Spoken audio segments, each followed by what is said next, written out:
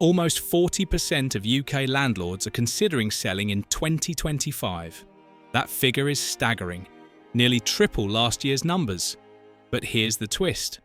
The headlines point to rental reforms as the culprit, but the reality is far more layered, stretching back years before the bill was even written. If you take the news at face value, you'll think landlords suddenly panicked this year. But when you look closely at the data, the policy changes, the economics, and the demographics, you see a much bigger story. The slow-motion exit of private landlords and the simultaneous rise of corporate rental giants. The big question: does this spell the end of buy-to-let for ordinary investors, or does it mark the beginning of a more professional, scaled, and ultimately more profitable era for those who adapt? A lot of people think the landlord exodus started when the government began talking about rental reforms in 2024. That's simply not true. In fact, the retreat began long before. Take Hampton's data. In 2024, landlords accounted for just around 11% of property purchases, the lowest share since records began in 2010. To put that in perspective, back in the mid-2010s, landlords were scooping up closer to 15–17% of sales. That's thousands of homes that would once have been rental stock, simply not making it into the sector anymore. The government's English Private Landlord Survey adds another layer. About 31% of landlords said they planned to reduce their holdings within 2 years. Combine that with shrinking investor share, and you see the long-term trend. A supply-side squeeze not caused by sudden panic, but by steady disincentives building year after year. This wasn't triggered by one headline.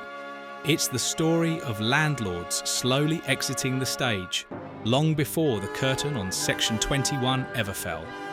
And if you zoom out even further, you'll notice that this is part of a bigger cycle. UK property has gone from wide-open opportunities in the 90s and 2000s to a heavily regulated, high-barrier industry in the 2020s. The first, and most obvious factor, interest rates. 2 years ago, many landlords were sitting on mortgage deals below 3%. For decades, low rates made property feel bulletproof. Rents rose faster than costs, and refinancing was a tool for growth. But by mid-2023, the world looked different. Average buy-to-let mortgage rates surged past 7% at the peak, before settling into the 5–6% range. For anyone rolling off a fixed deal, the jump was brutal. Imagine running your numbers at 2% interest and suddenly facing repayments at 6%. That's not just a squeeze, that's a guillotine on cash flow. Now add the second punch, tax. Since Section 24 phased in from 2017 to 2020, landlords holding properties in their personal names lost the ability to fully deduct mortgage interest as an expense. Instead, they get a 20% credit, which doesn't touch higher rate tax bills. This change took time to bite, but as rates rose, the pain magnified. Suddenly, a landlord who once cleared £400 a month after costs might find themselves breaking even, or even losing money after tax. On top of that, the government increased the stamp duty surcharge on additional properties to 5% in late 2024, raising entry costs for anyone thinking of expanding. Put simply, property went from set and forget to stress and sweat. Margins thinned, voids hurt more, and landlords were forced to actually run spreadsheets. And many didn't like what they saw. Not all of this is about numbers. A major but quieter driver of landlord exits is age. The average landlord in the UK is around 60 years old. Many who piled into property during the buy-to-let boom of the 90s and early 2000s are now retiring. Hampton's reported that in 2022, 73% of landlord sales were linked to retirement. This age wave matters because it's irreversible. You can tweak mortgage rates, you can change tax law, but you can't stop people from hitting retirement age. After decades of owning, many landlords look at today's market, full of regulations, compliance checks, and rising costs, and ask themselves, do I really want this hassle in my 60s and 70s? For many, the answer is no. They cash out, bank their equity, and move on. This trend alone explains why rental supply keeps shrinking. Even if policies had stayed the same, you'd still see a steady stream of landlords exiting for good. The rental reforms might have sped things up, but the train was already rolling down the tracks. Now, let's talk about the headline grabber, the Renters' Rights Bill. Everyone knows it ends Section 21 no-fault evictions, but that's just the tip of the iceberg. Here's the fuller picture. All tenancies become periodic, no more fixed terms. Tenants stay until they choose to leave, or until the landlord proves a legitimate reason for possession, like selling or serious breach. Rent increases limited to once per year. Landlords can't just raise rent mid-tenancy to chase inflation. And if tenants believe the increase is unfair, they can take it to a tribunal. Bidding wars banned. Landlords can't advertise a property at one price and then hold an auction among desperate renters. New property portal and ombudsman. Every landlord has to register, and disputes funnel through a national ombudsman service. Decent Homes Standard and AWAB's law extended. Landlords must meet stricter repair and safety standards, with faster timelines to resolve hazards like mould. This is not tinkering. It's a wholesale rewire of how private renting operates. For tenants, it's more security. For landlords, it's more paperwork, more compliance, and fewer shortcuts. Even before these reforms bite, landlords already face a problem that quietly kills cash flow: delays. The court system is notoriously backlogged. Median time from filing a possession claim to actually regaining control of a property is around 6 months. In reality, many landlords say it stretches to 9 months or more once bailiffs and backlogs are factored in. Now picture this. Your tenant stops paying rent in January. You file in February. By August or September, you might, if lucky, have the property back. In the meantime, your mortgage lender still expects payments, your insurance still costs money, and repairs don't pause just because rent isn't coming in. That's half a year of negative cash flow. Tribunals on rent increases have their own timelines, often dragging on for months. The irony? By the time a rent hike is approved, inflation has moved again, and you're still behind. This mismatch between rising costs and slow legal processes is what really erodes small landlords' resilience. Large corporates can absorb it. Individuals often cannot.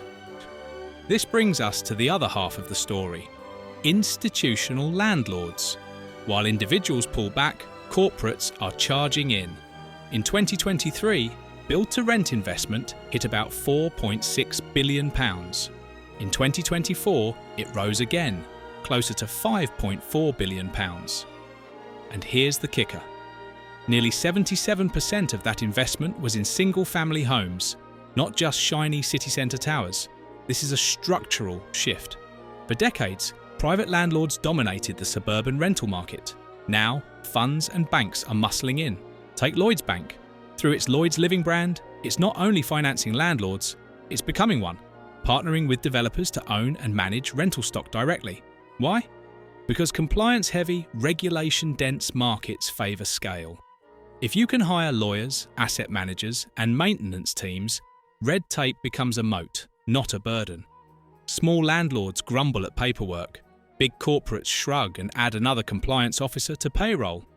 And just like that, what was once a cottage industry is being reshaped into something that looks much more like an infrastructure sector. You might expect that if landlords are leaving in droves, rents would skyrocket. But the data shows nuance.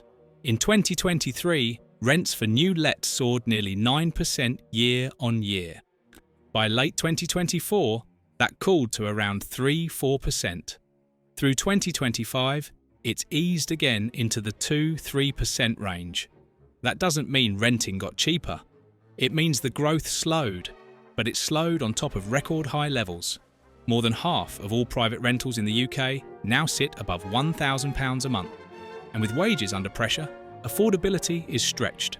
For landlords who stay, this is a double-edged sword. On the one hand, demand is still high. UK population growth and limited supply guarantee that. On the other hand, tenants are hitting affordability ceilings. Push too far on rent, and you risk voids, arrears, or tribunal challenges. The easy years of jacking up rents without question are over. Professional landlords will price carefully, justify with comparables, and manage longer-term tenancy value. Amateurs will chase short-term gains and stumble into disputes. Here's the honest answer. Buy to let as a hobby is dead. If your plan was to buy one flat and hope it pays for a couple of holidays each year, 2025 is going to chew you up. The rules, the costs, the risks, they don't reward casual involvement anymore. But if you treat property like a business, the opportunity is still very real.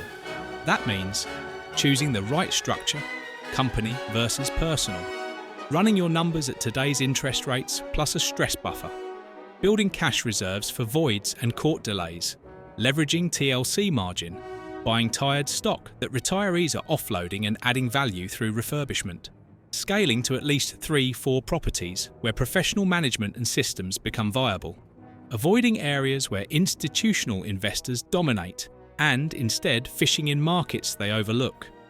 Do these things and you're not playing the old game anymore, you're playing a new one. One that looks less like speculation and more like professional asset management. Here's the part. The headlines don't tell you. Exits create opportunities. As older landlords sell, often in need of quick cash or relief from hassle, deals emerge. Many of these properties already have tenants in situ, which means you start earning from day one. Others need refurbishment, giving you a chance to capture uplift and reposition at higher rental yields. And think about this. When institutions like Lloyds and global funds are piling billions into UK rentals, they're not guessing. They have research teams, demographic data, and long horizons. If they believe rental housing in Britain is a 10-20-year growth story, maybe the question isn't, is buy-to-let dead? But are you prepared to play by the new rules? Because in the end, property isn't disappearing, demand isn't falling. What's disappearing is the casual landlord model. What's emerging is a world where compliance and professionalism are rewarded and shortcuts are punished. So is 2025 the end for landlords? Only if you refuse to adapt. For those who treat property like a serious business, it may be one of the best years to buy in over a decade, with distressed sales, tenant demand, and institutions validating the market. In the next video, I'll break down exactly how to buy and rent property in 2025 without tripping legal wires or bleeding cash flow. The structures, the numbers, and the compliance checklist you need to survive. Click through now, because in this new landscape, mistakes are more expensive than ever. But opportunities are too.